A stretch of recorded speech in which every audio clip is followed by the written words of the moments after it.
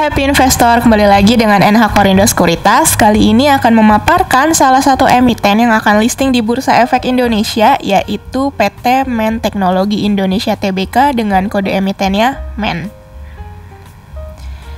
Untuk profil dari perusahaan ini, jadi perseroan berdiri sejak tahun 2014 dengan memulai bisnisnya di bidang Fleet Management Solutions. Dimulai oleh sekelompok pengusaha dan profesional yang bersemangat dengan latar belakang teknologi, inovasi produk, dan pakar lintas industri. Perseroan menghadirkan produk berbasis Internet of Things dengan tujuan untuk memberikan solusi digital bagi industri, khususnya logistik dan transportasi agar menjadi lebih optimal. Layanan-layanan produk perseroan ini telah terkoneksi menjadi satu platform, yaitu namanya MEN Connect.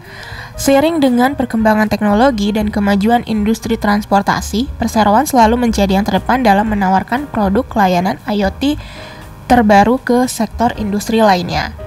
Nah, kemudian tingkat standar keamanan perseroan juga sangat tinggi. Untuk itu, perseroan menggunakan teknologi cloud terbaik dunia, yaitu Amazon Web Services, untuk menjaga keamanan data pengguna. Selain itu, perseroan juga menggunakan provider terbaik dalam menangkap jaringan agar tidak ada kendala dalam memonitor kendaraan. Nah, ini bisa dilihat contoh-contoh produk dari company ini. Kemudian kita lanjut untuk struktur IPO-nya. Kali ini emiten MEN mengeluarkan jumlah saham sebanyak 430.200.000 lembar dengan persentasenya yaitu 30% dari modal ditempatkan dan disetor penuh setelah penawaran umum. Kemudian nilai nominalnya yaitu Rp10 per lembar dengan harga pelaksanaannya pada kisaran Rp75 hingga Rp80 per lembarnya. Maka nilai IPO yang akan didapat dari IPO ini maksimal Rp34.416.000.000 dan penjamin emisi kali ini yaitu PT Indo Capital Sekuritas. Kemudian kita lanjut, selain IPO saham, emiten ini juga mengeluarkan waran sebanyak 286.800.000 waran seri 1 dengan persentasenya 28,57%. Harga pelaksanaannya ini belum ditentukan, namun rasionya yaitu 3:2. Untuk jadwal IPO, masa penawaran awal yaitu 27 hingga 31 Maret, tanggal efektifnya 10 April, masa penawaran umum 12 hingga 14 April, tanggal penjatahan 14 April, tanggal distribusi saham 17 April, dan tanggal pencatatan di Bursa Efek Indonesia yaitu 18 April. Dana hasil IPO-nya akan digunakan oleh emiten MEN antara lain sekitar 1.688.000.000 ini pembayaran sebagian utang pokok pihak ketiga.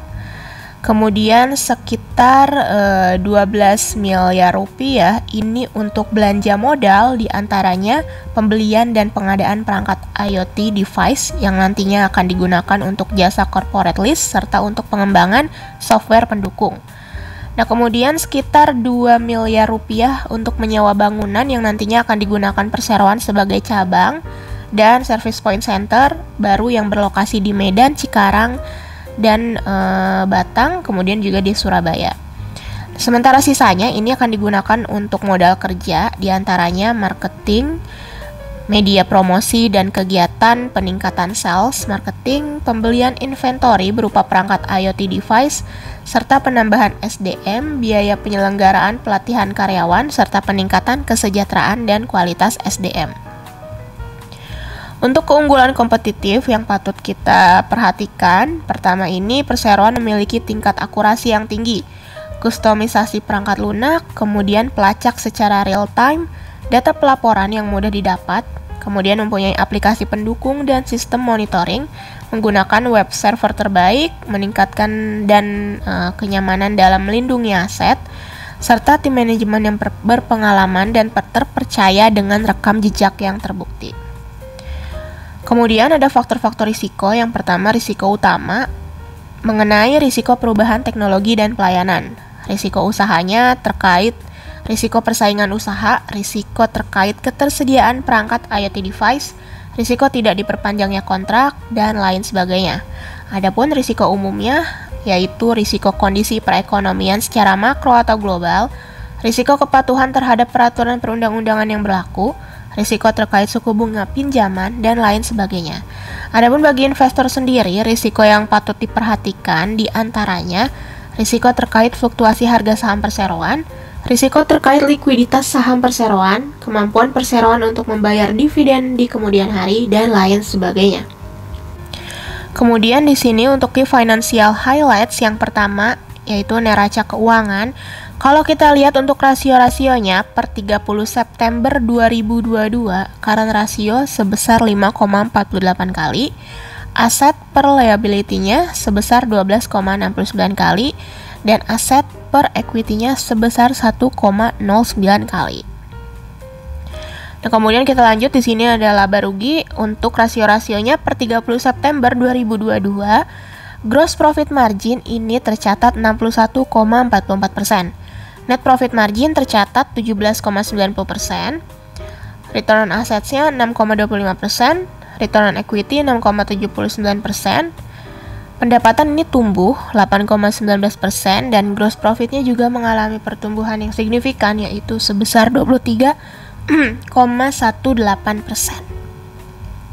Oke, sekian mengenai paparan kali ini. Terima kasih.